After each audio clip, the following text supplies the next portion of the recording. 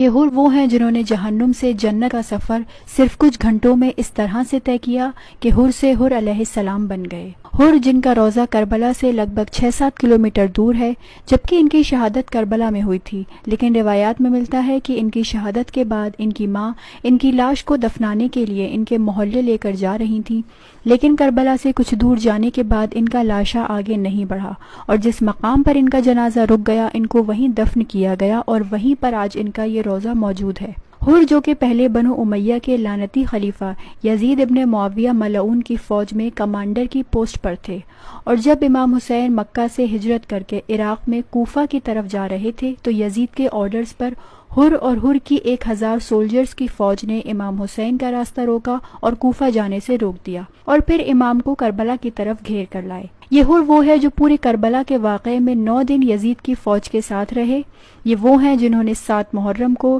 امام حسین اور امام کے گھر والوں پر پانی بند کیا، لیکن اس سب کے باوجود بھی ہمیشہ حق کو تلاش کرتے رہے، کیونکہ حق اور باطل میں تمیز کرنے کی صلاحیت اللہ نے ہر انسان کو دی ہے، جس کا نام عقل ہے، جس کا نتیجہ یہ ہوا کہ روز عاشور یعنی 10 محرم کی صبح اس ملعون لعنتی یزید کی ناحق اور ناجائز فوج کو چھوڑ کر حق پر آ گئے، اور آئے بھی اس طرح کہ اپنے بیٹے جس کا نام علی تھا اس کو حکم دیا کہ میرے ہاتھوں کو میرے گردن کے پیچھے باندھ دو اور میری آنکھوں پر بھی پٹی باندھ دو اور میرے گلے میں رسی ڈال کر مجھے حسین کے پاس اس طرح سے لے کر جاؤ جیسے کسی مجرم کو لے کر جاتے ہیں۔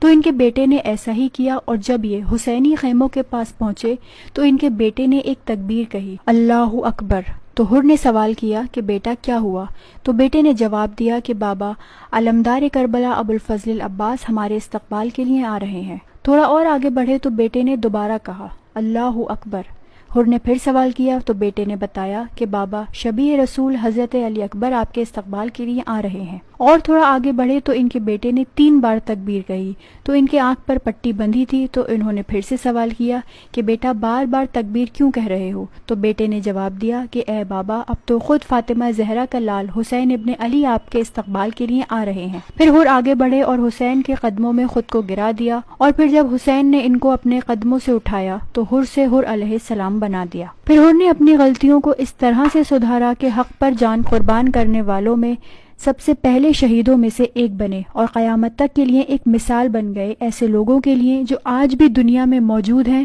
جو یزید اور یزید جیسے باطل حکمرانوں کو اپنا خلیفہ مانتے ہیں اور جہنم کو اپنا ٹھکانہ بنا چکے ہیں، لیکن ابھی بھی ایسے لوگوں کے پاس وقت ہے کہ حر کی طرح حق کو پہچان لیں اور جان لیں کہ حق صرف علی کے ساتھ تھا اور علی حق کے ساتھ، تو ایسے لوگوں کو بھی گمراہی سے نجات مل سکتی ہے۔ لیکن اللہ ہر کسی کو ہدایت نہیں دیتا جب تک انسان خود سے کوشش نہ کرے اور خود سے حر کی طرح حق کو تلاش نہ کرے۔ حر کے بارے میں میر انیس لکھتے ہیں، کیا جلد گیا سوئے ارمدار فنا سے، کہ سوکھا ہے پسینہ بھی تو جنت کی ہوا سے۔